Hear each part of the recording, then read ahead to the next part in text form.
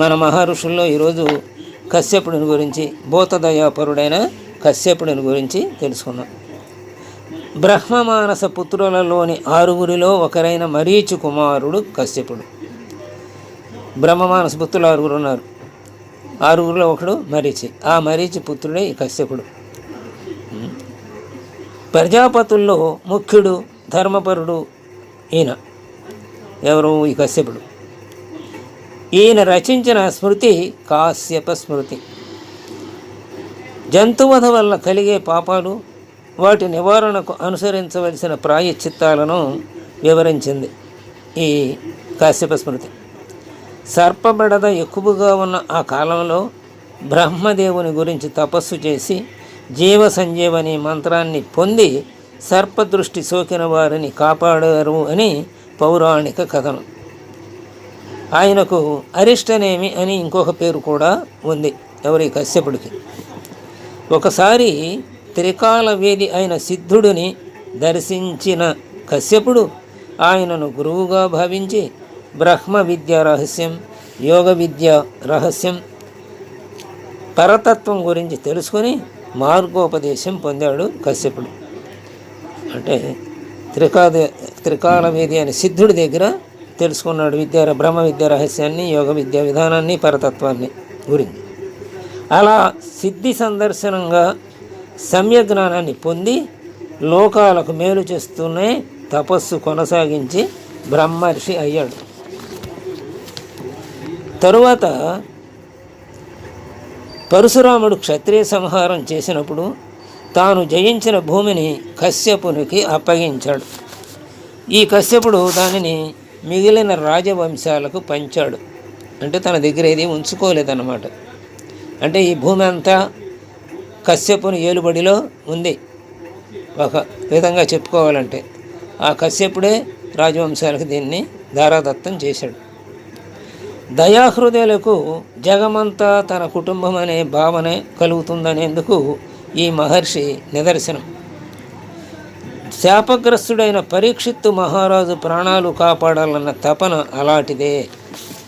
మరి తక్షకుడనే పాముతోడి కరవబడి చంపబడతాడు కదా, అందుకని ఆయన ఆలోచించాడు. ఆయన శాపాన్ని, ఆయన మరణాన్ని ఆపడానికి ప్రయత్నించాడు కశ్యపుడు. పరీక్షణ్ మహారాజు మరణాన్ని. శమేకముని కుమారుడు శృంగి శాప కారణంగా పరీక్షిత్తు 7 రోజులు మాత్రమే జీవిస్తాడని తెలుసుకున్న కశ్యపుడు తన తపోశక్తితో ఆయనను కాపాడాలని సంకల్పించి హస్తినకు బయలుదేరాడు. దారిలో బ్రాహ్మణ వేషంలో కనిపించిన తక్షకుడు ఆయన గురించి అడిగాడు. కశ్యప వంశంలో పుట్టినవాడిని. నా తపశక్తితో భయంకరమైన సర్పజాతిని నాశనం చేసి జీవజాల ప్రాణాలు కాపాడాను. మరి ఆయన ఇది పొందాడు కదా, జీవ సంజీవని, బ్రహ్మదేవుని గురించి తపస్సు చేసి జీవ సంజీవని అనే మంత్రాన్ని పొంది ఆ రోజు సర్పబెడద ఎక్కువగా ఉన్న సమయంలో జీవులని కాపాడాడు కదా సర్పబెడద నుంచి. కాబట్టి అదే చెప్పుకుంటున్నాడు ఇప్పుడు. కాబట్టి సర్పజాతి నాశనం చేసి జీవజాల ప్రాణాలు కాపాడాను. తక్షకుడు అనే సర్పరాజు పరీక్షిత్తు మహారాజును కాటివేసి చంపుతాడని నాకు తెలిసింది.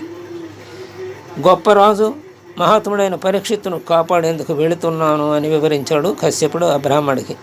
అంటే బ్రాహ్మణ రూపంలో ఉన్నటువంటి తక్షకుడికి. దానికి ఆ బ్రాహ్మణుడు ఏమన్నాడంటే, తానే తక్షకుడినని, తన విషజ్వాలలకు ఆహుతైన వారిని విధాత కూడా కాపాడలేడని అంటూ తన శక్తిని నిరూపించేందుకు సమీపంలోని ఒక వృక్షాన్ని కాటువేశాడు. దాంతో ఆ చెట్టుతో పాటు దానిపై ఉన్న పక్షులు రెప్పపాటులో భస్మమయ్యాయి. ప్రతిగా కశ్యపుడు తన మంత్రబలంతో ఆ భస్మంపై నీరు చల్లగా చెట్టుతో పాటు దానిపై గల పక్షి సంతతి కళకళలాడుతూ కళ్ళ ముందు నిలిచింది. నా శృంగిశాపం తిరుగులేనిది. అంటే తక్షకుడి యొక్క శక్తి సామర్థ్యాలను గ్రహించాడు తక్షకుడు. ఆ తర్వాత చెబుతున్నాడు అనమాట, శృంగిశాపం తిరుగులేనిది. పరీక్షిత్తు మహాత్ముడైన విధిరాతను తప్పించడం సాధ్యం కాదు. మనం ఇద్దరం కూడా ఈ విషయంలో నిమిత్త మాత్రులమే. నేను తక్షకుడిగా వెడుతున్నానే తప్ప ఆయన పట్ల వ్యక్తిగత ద్వేషం అంటూ నాకు ఏమీ లేదు అని తక్షకుడు కశ్యపుడికి వివరించి చెప్పాడు. అలా నచ్చజెప్పి తిప్పి పంపాడు అనమాట. అంటే నీవు నా కార్యానికి అడ్డు రావద్దు అని చెప్పాడు. ఇది నా కార్యం కాదు, నేను నిమిత్తమాత్రుడుగా చేస్తున్నటువంటి ఈ కార్యము విధాత సంకల్పం అని తెలియజెప్పాడు అనమాట. విధిరాత శిరోధార్యంగా భావిస్తూ లోకాలకు మేలు చేస్తూనే తపస్సును కొనసాగించి బ్రహ్మర్షి అయ్యాడు కశ్యప మహర్షి. కాబట్టి విధివ్రాతని ఎవరు తప్పించలేరు అని. ఈయన పరమ భూతదయాపరుడు.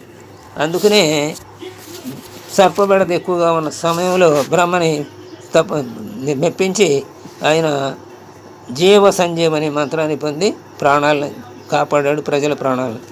స్వస్తి.